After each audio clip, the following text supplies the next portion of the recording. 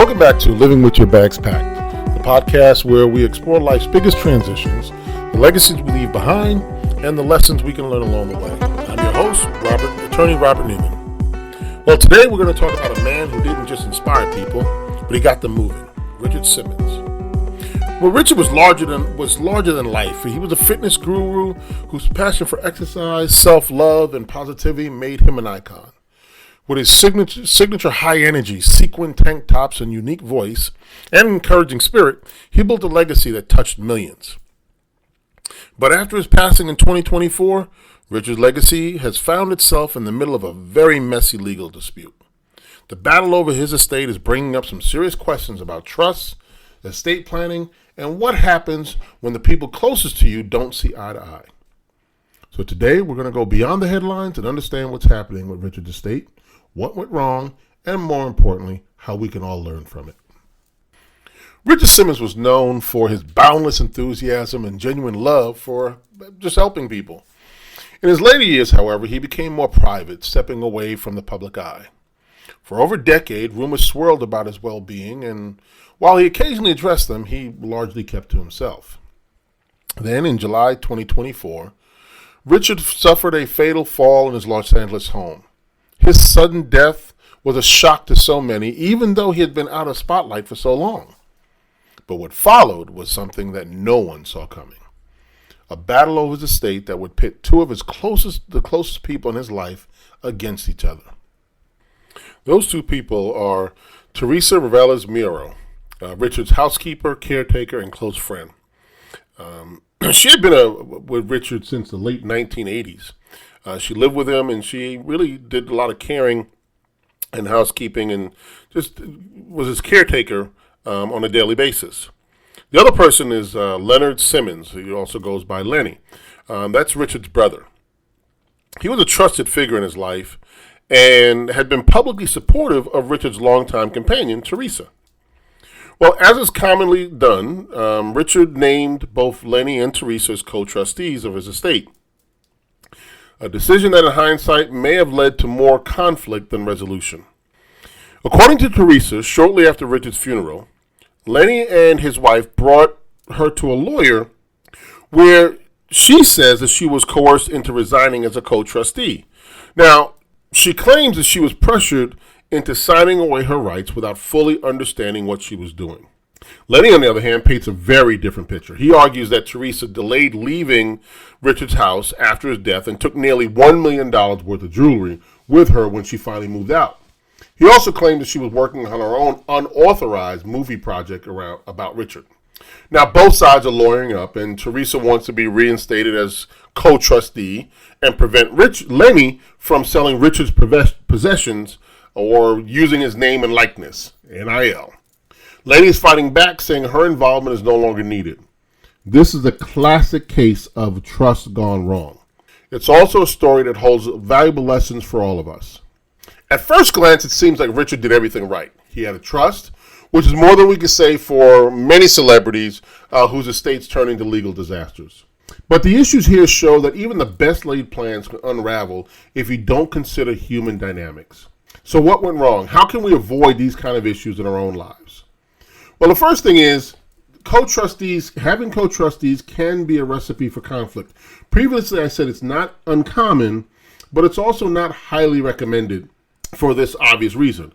One of the biggest mistakes that can be made is naming multiple people with competing interests as co-trustees.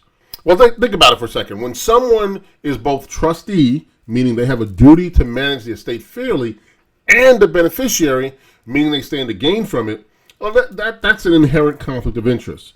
In this case, both Lenny and Teresa have personal stakes in the estate. That was a recipe for disaster from the very beginning. As a better alternative, appoint a neutral third-party trustee, like another individual, a bank, or a corporate entity to oversee the estate. It removes the personal bias and keeps emotions from clouding financial decisions. Next, signing legal documents under legal pressure is a red flag. Teresa claims she was pressured into signing away her role as co-trustee. Well, if that's true, the court should or could decide to invalidate that agreement.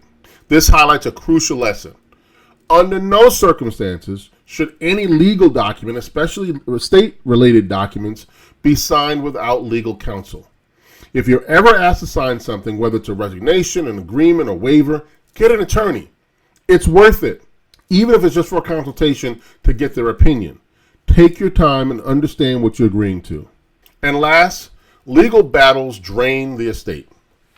Every dollar spent on legal fees is a dollar that doesn't go to the intended beneficiaries. If Richard's estate becomes bogged down for years in legal disputes, the real winners, quite honestly, are only going to be the attorneys and not his loved ones.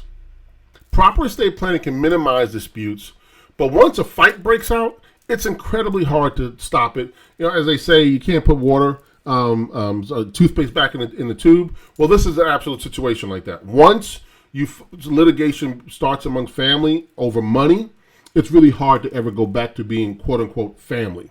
And I've said numerous times, if you want to see people change, show me a sick body or dead body with money.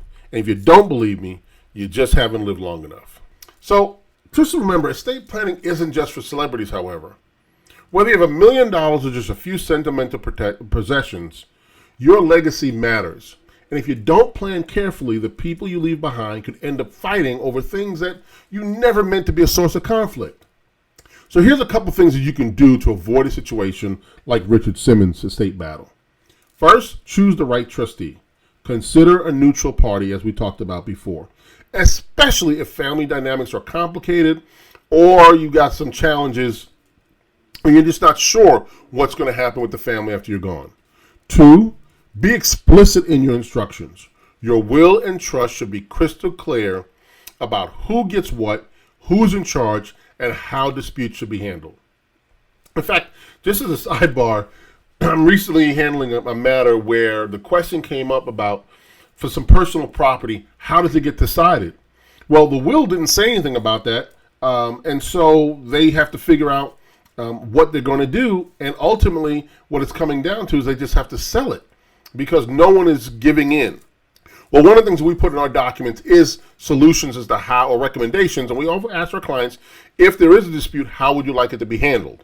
Is it drawing straws? Is it flipping a coin? Is it just selling it if they can't agree? We ask our client to give us their opinion as to what they want to be able to resolve that. 3, review your estate plan regularly. Situations change. People change. What worked 10 years ago may no longer be the best plan today. Number 4, communicate your wishes. Many estate plans or estate disputes happen because family members just don't know what their loved ones wanted. If it's possible, have a conversation before you pass so there's no surprises. We often tell our clients, listen, once you do your estate plan, have a family meeting. Talk about it. You can either talk about it collectively or as individuals, but try to explain your decisions as to why you're doing what you're doing. Don't use your estate plan to surprise people or to punish people after you're gone. And finally, seek legal guidance. A well-crafted estate plan isn't just a stack of documents. It's a roadmap for your legacy. An experienced estate planning attorney can help you make sure that your wishes are carried out as you intend. You really need to try to find an attorney who's, again, not just going to put together some papers, but who's going to establish a relationship with you so that when you're gone or when you're incapacitated, they can help your family and your loved ones figure out what you were thinking at the time you were doing them and help them be able to deal with whatever your wishes are and carry out your wishes. Richard Simmons' story is more than just a legal battle. It's a cautionary tale about trust, relationships, and the importance of planning for the future. He now joins names like Bob Marley, Prince, Aretha Franklin, Heath Ledger, people whose legacies were overshadowed by legal fights after their passing. His legacy as a fitness icon is definitely going to live on. But the estate battle serves as a reminder that even the smallest details in estate planning can make the biggest difference. If you take away one thing from today's episode, let it be this. Please do not wait until it's too late to make your wishes clear. Plan today so your legacy isn't left to chance. Well, that's all for today. Today's episode of Living with Your Bags Packed. If you found this discussion valuable, don't forget to subscribe. Also leave a review, and share this episode with someone who you believe really needs to hear it. Until next time, this is Attorney Robert Newman. Take care and keep moving forward.